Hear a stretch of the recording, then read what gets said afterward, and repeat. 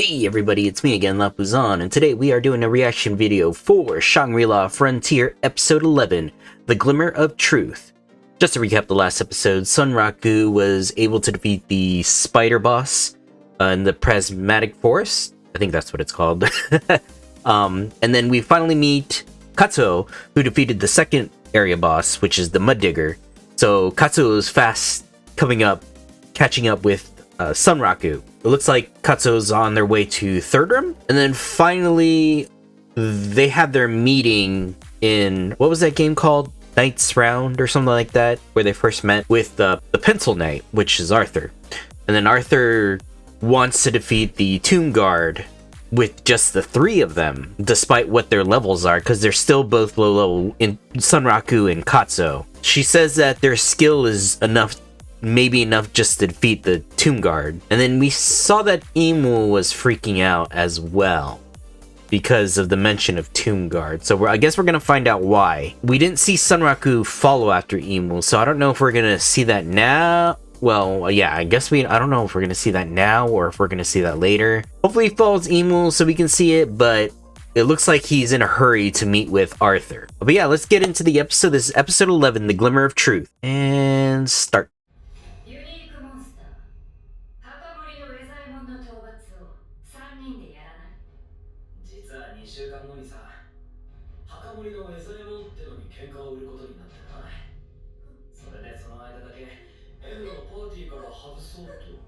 Right. He doesn't want to risk Emo dying.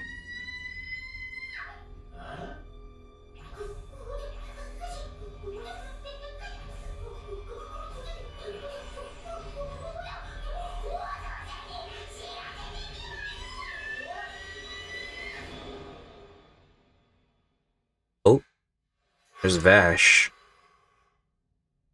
What are we gonna hear?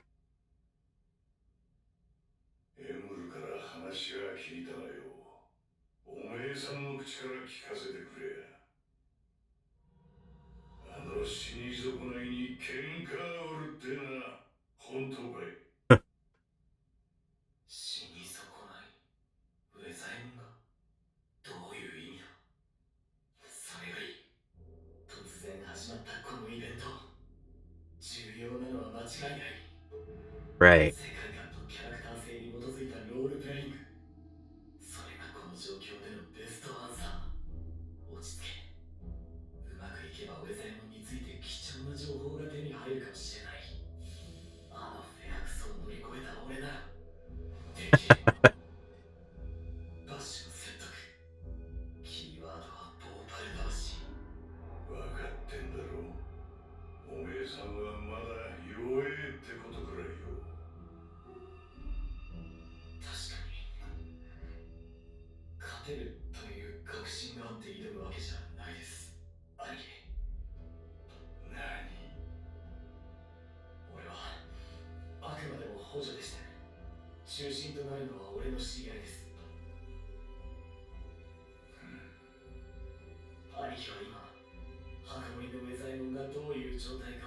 Yeah, what does he know?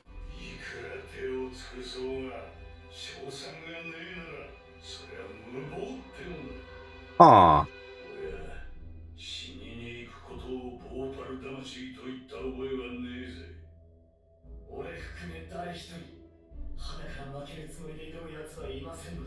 So how's this gonna affect their relationship?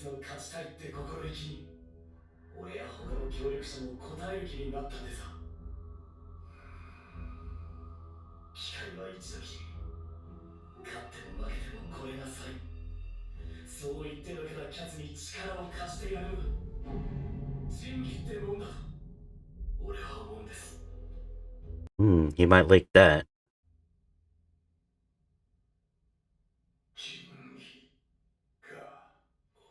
Yep.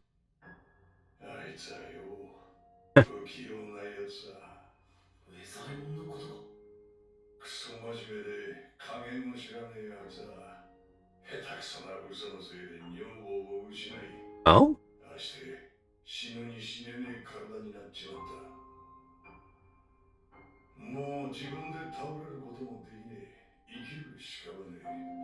So they personally know each other?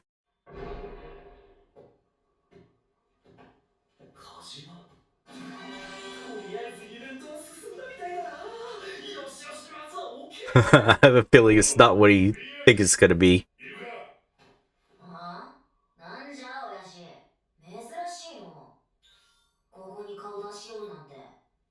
Another one of his daughters. またエムルの兄弟姉妹が出てきた。ラビッツにいるウサギって全部バシの子なのか。いや、まさかな。我が親父やエムルが言うとったやつけ。どうも。三楽さんですわ。なるほど。イーベルに似た目をしちょるな。イーベル Who? また新しいウサギか。これ以上名前を増やすな。おう。さすがだが、ボーパルの武器。Oh. おお。ちゃんと武器に認められてるじゃねえかい。この刃、いい面つきしてやがる。How is it different from the other Vorpal blades? はあ。美薬、進化をやる。Oh. 進化進化進化ですわ。まさか、親父が金槌握るんけ。あの死に損ないに挑むってんならよ、おいらが見てるだけってのも味気ねえからな。おお、待っとってな。すぐのに火入れるけ。おめさん、手持ちに何かいい素材、そうだな、苦労して倒したやつの素材とかねえかい。苦労して苦戦したって言ったらリュカローンか。 Wait, didn't he get an item? 我らがきか。マットディグの素材は売っちゃったしな。お、苦労して手に入れたってわけじゃないけど、強そうだったやつの素材ならありやすな。出してや。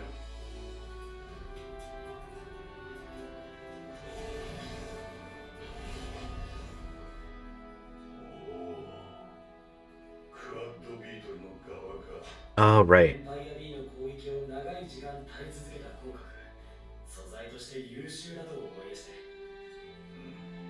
悪くねえ。 How's he gonna ascend it? 三楽さんは知らないでしたわ。おときょん、頭は鍛冶師なんですわ。鍛冶師。Hmm. それもただの鍛冶師じゃない。鍛冶を極めた者が名乗ることを許される名将にして、失われた信頼の武器を鍛える交渉。 Dang. その二つを極めた新将、門脈の鍛冶師に並ぶ者なき至高の頂き。それがわちらの親父じゃ。 It's a pretty OP NPC.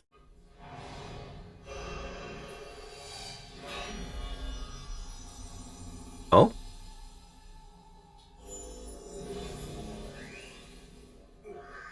なんだあれは。魔法陣。撃つたびに浮かび上がっては武器に吸い込まれていく。進化っちゅうのは武器が戦いの中で宿した記憶、経験を読み、 Oh. よりふさわしい形への、すなわち誠の姿へと転ずる見業のことじゃ。誠の姿。ボーパルを関する武器は強者への挑戦を記憶するけん。今まで我らと共に駆け抜けた記憶と、我が親父に渡した強者の力、それそのものを混ぜて鍛え、その形を変えるんじゃ。あのリュカローンとやり合った我からどんな武器が成り上がるんか楽しみじゃな。 Wait, but he didn't defeat the Leica gun, though. He just has to experience battle with it?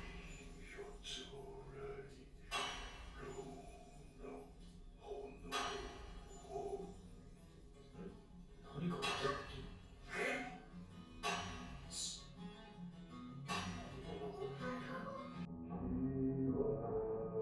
Oh my god, he's singing now.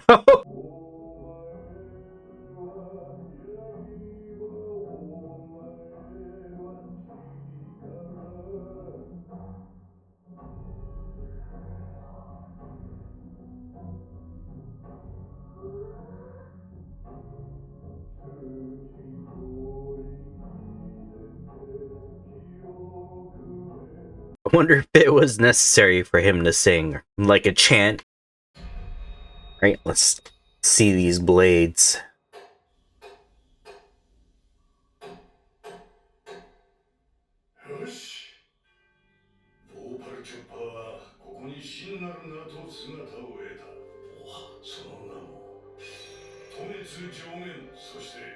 Oh. 水人剣。二つで一つの刃。両方揃って。Waning and waxing like the moon. Isn't there a story about the rabbits in the moon? 上限の方は自身よりレベルの高い相手との戦闘時クリティカルに成功すると HP が減少してしまうが次の攻撃に威力補正がかかる。 Oh. そして加減は同条件で HP が回復するか。 Oh. 確かに2つで1つだな。 So he loses HP when he crits, but he gains HP when he crits too. この武器合体するのか。おお、マジですか。早速装備して試してみるか。あ、は、必要なステータス。 Oh? What's that? 落ち着け。簡単な算数の問題だ。必要ステータスの合計が Oh, 100。 strength, 俺の該当ステータスを合計した数 dex, が57。 1 tech. 名が上がることに5ポイントだから。レベル50まで装備か。ちゃんと扱える程度には。Oh my god, he has 2 weeks. He's gotta get grinding now. というわけで、すまん、遅れた。 Oh, right. 一応社員もなくはない。何か言い残すことはあるかな。もう3時間近く遮れてるんだよな。この大遅刻は簡単には許されないよ。実はこっちのユニーク関連を進めていたらウェザーマンについての研究がありやして、もしかしたら何かの足しになるよ。よし、吐くなら不問とする。お咎めなし。しかしあざといアバターできたな、カッツォ。 Mm. Right. ここでは追いカッツォか。追いガツオね。ネーミングセンスよ。名前の感じの空発で毎度カッツォを入れるんだよな。君に見た目云々は言われたくないね。110番待ったなしの露出狂の山岳くん。ここに来るまでの苦労は君にはわからないだろうな。裏路地の中でもとびきり出入りが少ない店を選んだから店内では安心して。どうりで分かりづらい場所なわけだ。それじゃあ早速だけど情報を聞かせてもらおうか。 What does eating do in this game anyway? なるほど。墓守のウェザエモンを死に損ないや生きる屍と形容したと。アンデッド系のモンスターってこと。確かに思い返してみれば戦闘開始時は動きが硬かった。 Hmm. そうか。てっきりサイボーグ系とばかり思っていたけどアンデッドなら納得できる点が。なんか攻略に使えそうか。私ちょっと用事ができたから。 Some undead counters. いいけど、じゃあこれから。 Why did she think it was a cyborg, と though? りあえずこれは渡しておくから夜まで寝台の黒金遺跡でレベリングしてて。 Because she said it did move janky, but does it physically look like a cyborg? 地図と釣り竿行けばわかるから。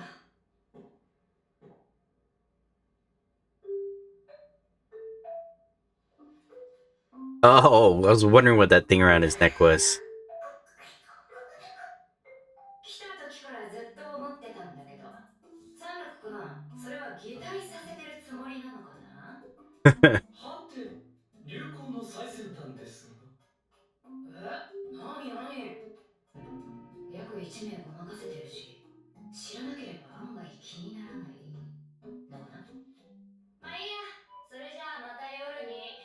またね。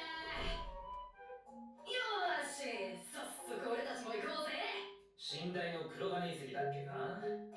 門までの安全なルート確認するからちょい待ち。あら、めんど。俺までこそこそしないといけないの。それだくさ山岳さん、それじゃもう耳が映らんですわ。ん、ちょっとこれ動いてもいいですわ。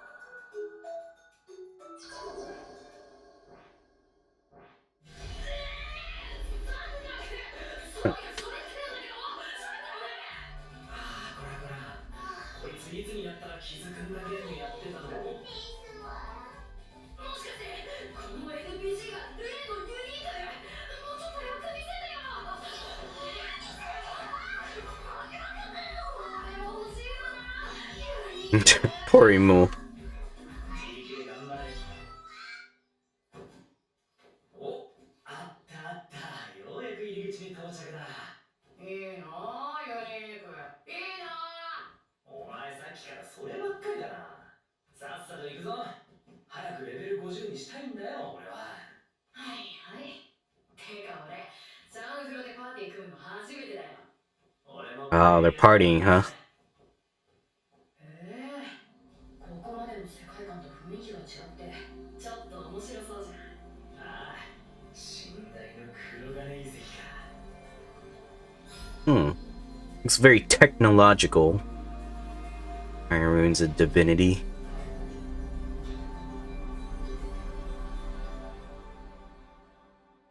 Alright, that was episode 11, The Glimmer of Truth. Looks like Vash is considered a divine craftsman, so I'm kind of wondering if there's any other NPCs like that, because it looks like that's a very rare thing, right? I don't think we're gonna find any other NPC like that, or maybe we will. But it seems like Rabbituza itself is rare, if not one of a kind, right? So it's interesting. And Vash knew Withermon, Tombguard. It looked like he was familiar with him. Like he knew him on a personal level or something. So I'm kind of wondering if like all these NPCs kind of connect with each other, or some of these monsters and NPCs connect with each other.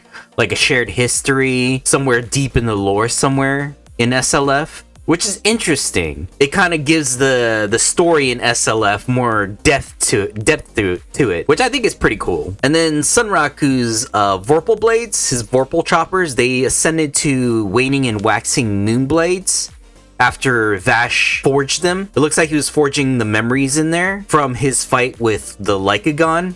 I thought they mentioned that it was for like remembers all the battles that it won, but I guess it's all the battles that it's been in. Because they didn't want to win against the Lycagon. Sunraku didn't. And these blades do complement each other. I remember going back and pausing to look at the stat of like this, what they do exactly. So the waxing, when fighting higher levels, you when you process crits, reduces HP, but you also gain power to your next attack. And then the waning, when fighting higher levels, when processing crits, restores HP after a certain amount of crits, adds to the fusion gauge. So they do complement each other, but it looks like you need a crit after crit after crit, which I don't think is a problem as long as he finds the weak spots. He can chain crits. And then they mention a fusion gauge for the waning blade, so I'm kind of wondering what's that, because it's not really explained in the description there. I'm kind of wondering if it's like something to build to a special technique, or something special happens. I guess we'll find out